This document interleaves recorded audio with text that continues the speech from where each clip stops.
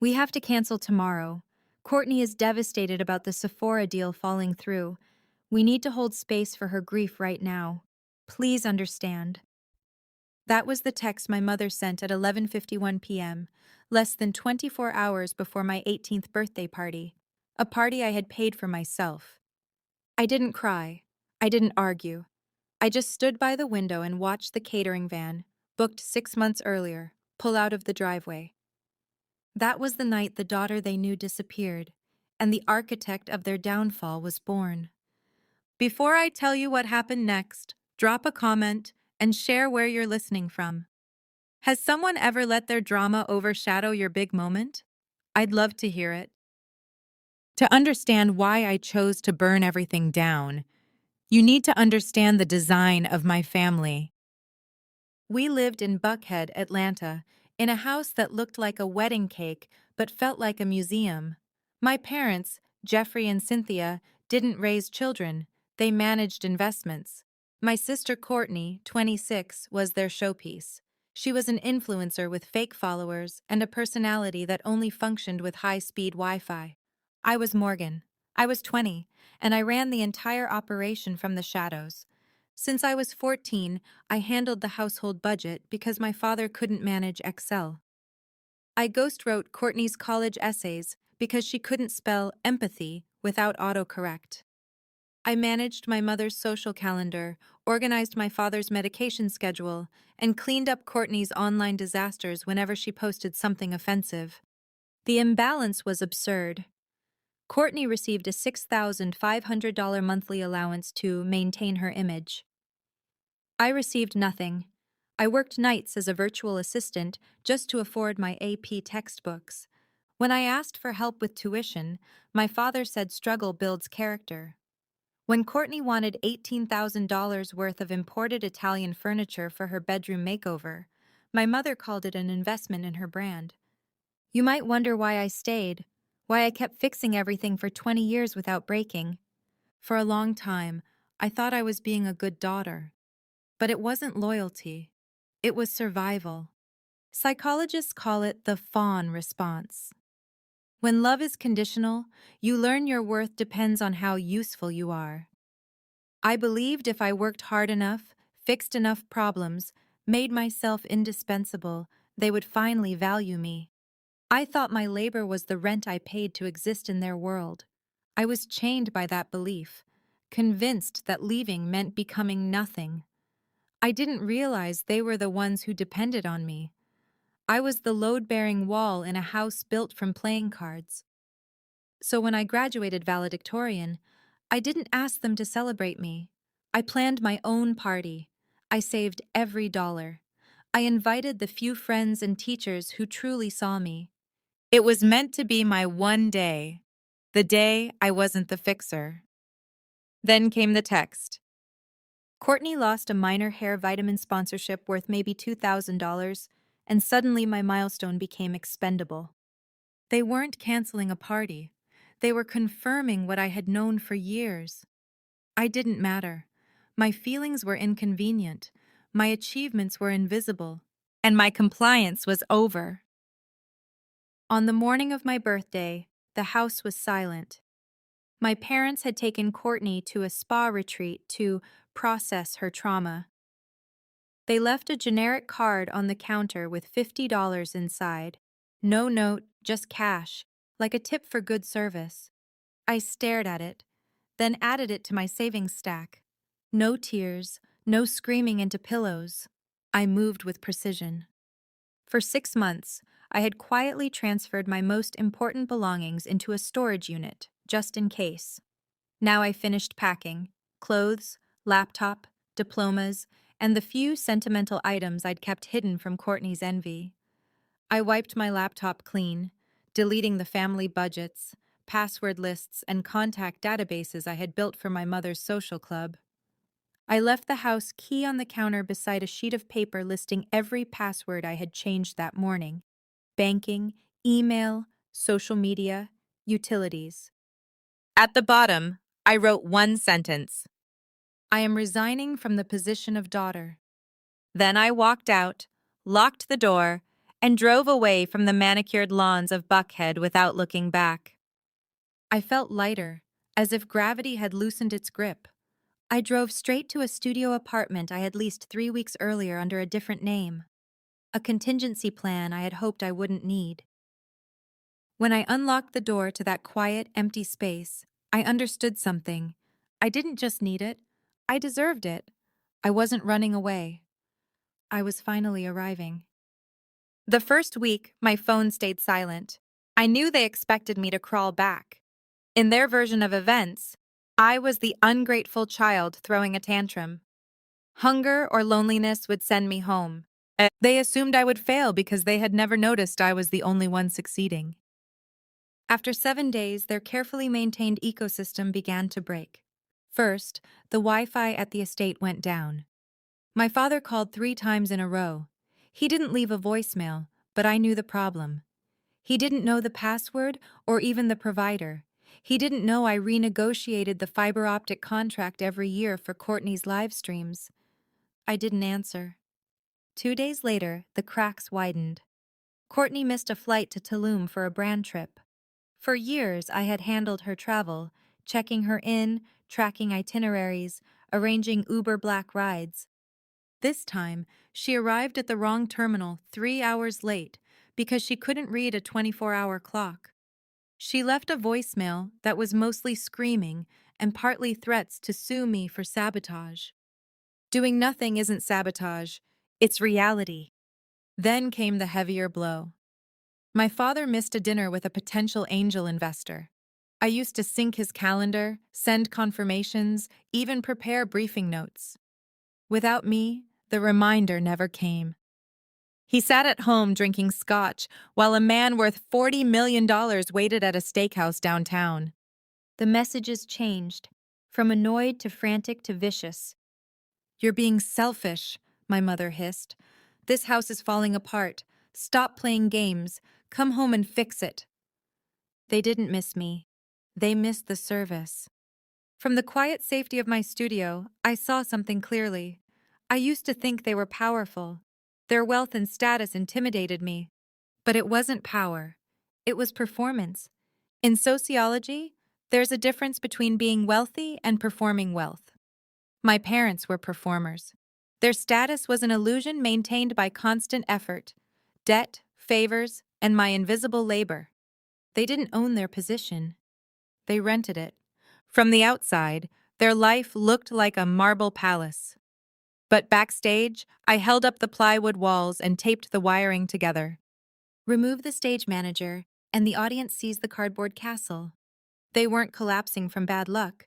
They were collapsing because, without someone curating their reality, their incompetence became impossible to hide. They were bankrupt, not only financially, but functionally. For the first time, I wasn't rushing to repair the set. I was sitting in the audience watching the show. It took 12 months for the silence between us to become permanent. In that year, I didn't just survive, I thrived. I finished my degree a semester early, graduating summa cum laude, with not a single family member in the audience. By 21, I was working as an operations lead at a fintech startup. I was earning 6 figures, building a strong portfolio, and finally breathing air that didn't taste like obligation. From a distance, I watched the slow-motion collapse of my former life. The rumors in Buckhead were almost entertaining. Courtney had been blacklisted by 3 major talent agencies for chronic unprofessionalism, industry language for showing up late and hungover. My parents were quietly selling assets. First the vacation home in Highlands, then the vintage Porsche. They were unloading the props just to keep the stage lights on. I felt a detached, almost clinical pity, like watching a nature documentary where the gazelle simply can't outrun the inevitable. Then I decided it was time to upgrade my own life. I found a loft in Midtown with exposed brick and floor-to-ceiling windows, the kind of place that signaled you had truly arrived. I had the salary, I had the savings. I walked into the leasing office with the calm confidence of someone who had carefully engineered her own stability. The leasing agent, who had been smiling warmly at me for 20 minutes, suddenly stopped typing. Her expression shifted. She turned the monitor slightly away and lowered her voice. There was a problem with my credit check. I had been flagged. Massive outstanding debt, she said. I didn't argue. I walked back to my car, opened my laptop, and pulled up my full credit report. I expected a mistake, a clerical error, maybe a medical bill I had overlooked during the move. What I found was not a mistake. It was an execution. 4 new accounts had been opened in the past 11 months, 3 high-limit credit cards, and 1 personal loan. The total balance was $280,000. I sat there in the parking lot, the air conditioning humming softly, and scrolled through the transaction history. It read like a map of Courtney's lifestyle. Charges from the influencer retreat in Tulum she had proudly posted about. Expenses for the wardrobe overhaul she claimed brands had gifted her. A lease down payment on a G-Wagon she said was part of a partnership test drive. The dates aligned perfectly. The accounts were opened 3 weeks after I left. 3 weeks after I cut off my labor, they decided to exploit my credit. They hadn't just stolen money. They had stolen my identity to finance their illusion. I knew how they justified it. In their minds, this wasn't theft. It was reimbursement. They likely convinced themselves that raising me, feeding and housing me, came with a bill. And since I had resigned from my role, they were simply collecting what they believed they were owed. To them, I wasn't a daughter. I was an asset. And they were liquidating me to keep their golden child shining. I closed my laptop. My hands were steady, my pulse was calm. A cold, metallic clarity settled over me. This was no longer a family disagreement. It wasn't about a canceled birthday or bruised feelings. This was a federal crime. They had gambled on my silence. They assumed I was still the compliant fixer, the girl who would swallow poison just to keep them comfortable. They were wrong. I picked up my phone and called the number I had saved for emergencies. Not my mother, not my father, a forensic accountant. Then I hired a lawyer, Helen, a specialist in family fraud. She was expensive, but I wasn't using their money. I was paying with my own. The process was precise and methodical. We gathered evidence, credit reports, forged signatures, timelines comparing my departure to the account openings. Helen drafted the lawsuit. It wasn't a warning. It was a formal civil complaint for identity theft, fraud, and emotional distress. We didn't send a courtesy text. We served them. A process server walked up to the Buckhead estate on a Tuesday morning, just as my father was leaving for work. I wasn't there to witness it, but I can imagine the scene, the confusion, the denial, the slow realization that the invisible daughter had become the most visible threat in their lives. The fallout was immediate and explosive. My phone erupted with calls and messages. I didn't answer. I let it ring. I let the voicemails pile up. Morgan, this is insane. My mother's voice trembled through the voicemail as she cried. We were just borrowing it. It's family money. You can't sue your own parents. But I could. And I did. The lawsuit became public record, and it did not stay quiet. In Buckhead, gossip moves faster than light.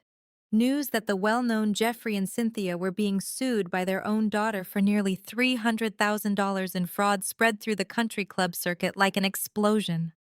Investors began pulling out of my father's business, citing concerns about instability. Social invitations vanished. They became untouchable. The empire didn't simply crack, it dissolved. 2 weeks later, my intercom buzzed. The doorman informed me my parents were downstairs. I told him to send them up. They looked like ghosts.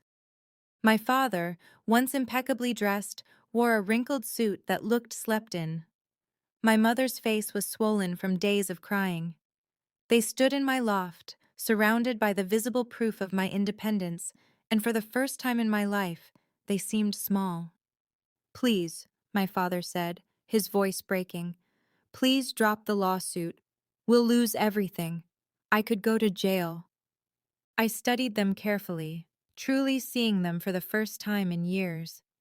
I had expected to feel anger. I had imagined triumph. I had replayed this moment in my mind 1,000 times. The day they would come to me, humbled and desperate. But standing there in my living room, watching them unravel, I felt nothing. Not hatred, not love, just a deep, steady indifference. It was the quiet peace of someone who had finally stepped out of the role of scapegoat. In that moment, I understood something clearly. The opposite of love is not hate, it's indifference. Hate means you still care. Hate means they still have power over you. Indifference means you are free. I won't drop the lawsuit, I said, my voice calm and unwavering. But I will offer you a settlement. They lifted their heads, hope flickering in their eyes. You will liquidate the house, sell the cars, sell the furniture. You will repay every dollar of the debt you took out in my name immediately. You will sign a confession admitting to the fraud so my credit can be fully restored. And you will sign a no-contact agreement. If you ever try to reach me again for any reason, the deal is void, and I will pursue criminal charges. My mother began to sob again. But where will we live? What about Courtney? That, I replied evenly, is not my problem. They signed. They had no alternative. 6 months later, I drove past the old house. A sold sign stood in the yard. A moving truck was parked in the driveway. From a distance, I watched my parents load boxes into a rented U-Haul. Courtney sat on the curb staring at her phone, likely searching for someone else to blame. I didn't stop. I didn't wave. I kept driving. I am debt-free now. My credit is restored. I have a career I built with my own effort, a home I pay for myself, and friends who care about me for who I am, not for what I can repair. I no longer have parents. I no longer have a sister. But I have something better. I have peace. If you've ever had to burn a bridge to save yourself, share this story. And if you're still holding the match, remember, peace waits on the other side. Thanks for watching.